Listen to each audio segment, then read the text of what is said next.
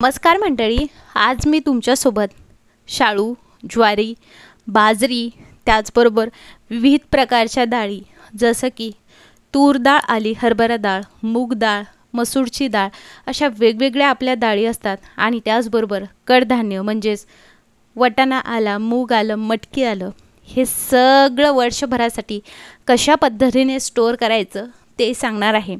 गहू कशा पद्धतीने वर्षभरासाठी साठवायचा किंवा वर्षानुवर्षे त्याला कीड लागू नये, अळ्या लागू नये म्हणून काय करावं यासाठी स्पेशल आपण हा व्हिडिओ बघितला आहे, जो की तुम्हाला या व्हिडिओच्या शेवटी मिळेल।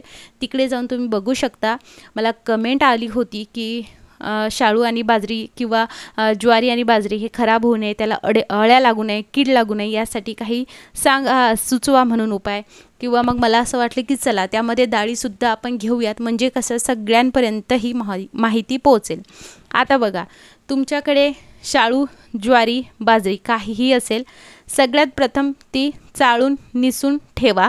म्हणजे काय होईल, नंतर जर तुम्ही हे सगळं काही ठेवून देत आहात, तुम्हाला जर हे दळण्यासाठी द्यायचं तर लगेच तुम्ही काढून दळण्यासाठी देऊ शकाल। तुमचं काम हे खूप नंतर सोपं होईल।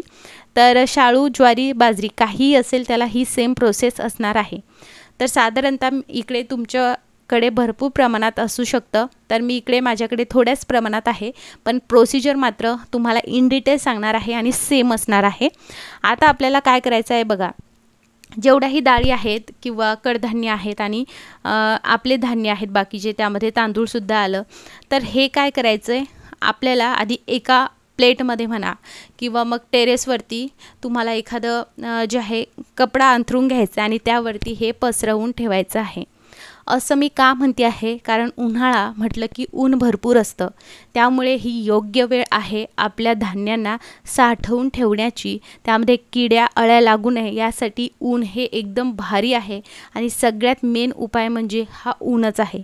पावसाळ्यात हिवाळ्यात जसं बघावं तसं ऊन नसतं, त्यामुळे आपल्याला उन्हाळ्यात याची काळजी ही नक्की घ्यायची आहे। आता मी इकडे जे आहे ज्वारी घेतली आहे, त्याचबरोबर मी तूर डाळ घेतली आहे, मूग डाळ घेतली आहे आणि कडधान्यामध्ये मी इकडे वाटाणा तुम्हाला सांगते आहे, पण प्रोसिजर मात्र बाकी सगळ्या गोष्टीसाठी सेम राहणार आहे। काय होतं ना, आपल्याला हे सगळं एका प्लेटीमध्ये ठेवल्यानंतर याला व्यवस्थितरित्या ऊन द्यायचं आहे। कमीत कमी 1 ते 2 तास द्या, पण जास्तीत जास्त 1 दिवस पूर्ण द्या।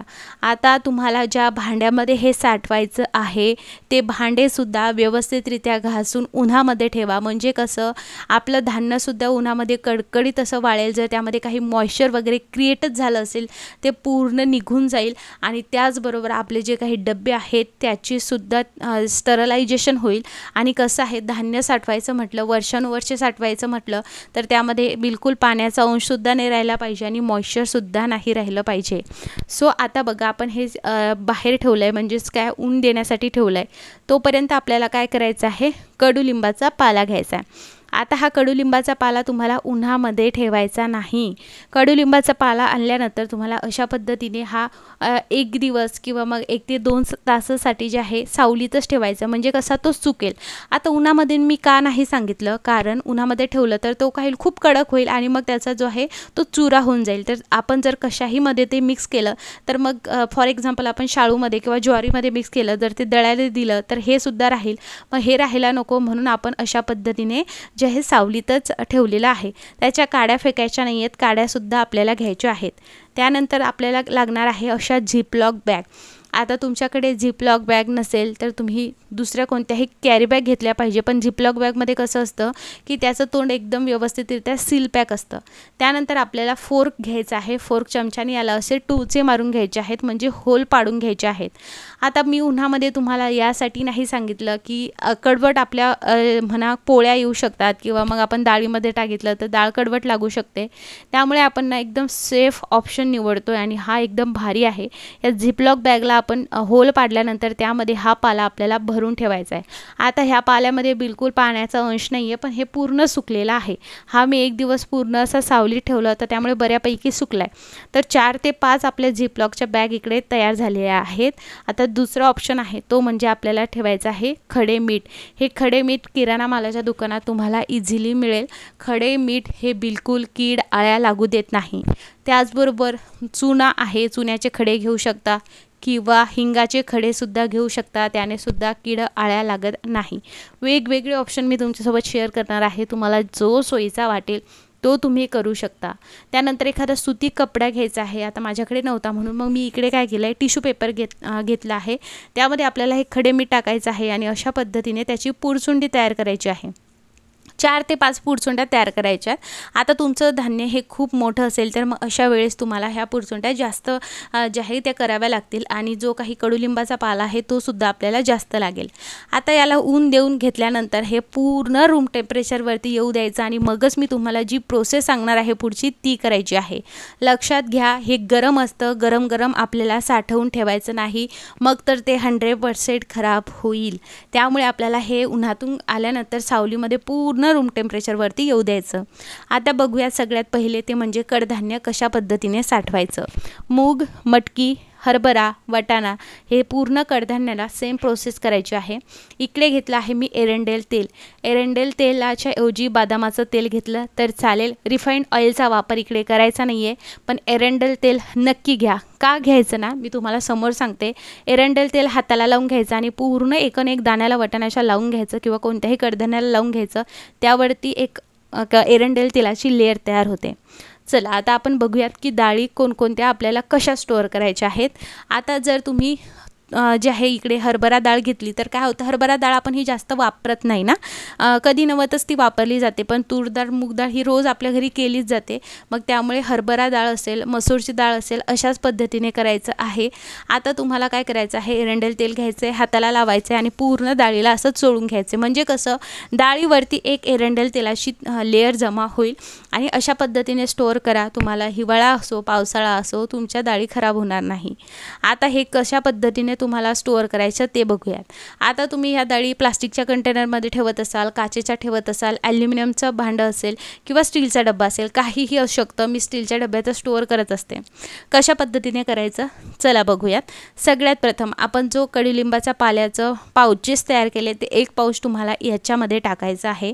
त्यानंतर तुम्हाला अर्धी डाळ तुरीची यामध्ये टाकायची आहे. लेअर बाय लेअर आपल्याला हे ठेवायचं आहे.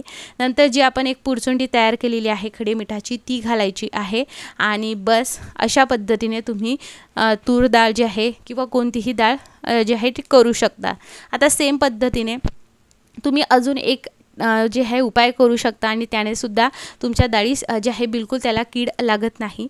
हळद घ्यायची आहे. हळद साधारणतः चमचा 2 चमचा. आता तुमची डाळ किती मोठी आहे, लहान म्हणजे तुमचं क्वांटिटी किती आहे त्यानुसार असणार आहे. सो इकडे मी साधारणतः 1 चम्मच एवढं हळद घेतली आहे. हातावरती आता मी एरंडेल तेल घेते आहे आणि पूर्ण याला आपल्याला ह्या मुगाच्या डाळीला एरंडेल तेल आणि हळदीची एक लेअर झाली पाहिजे.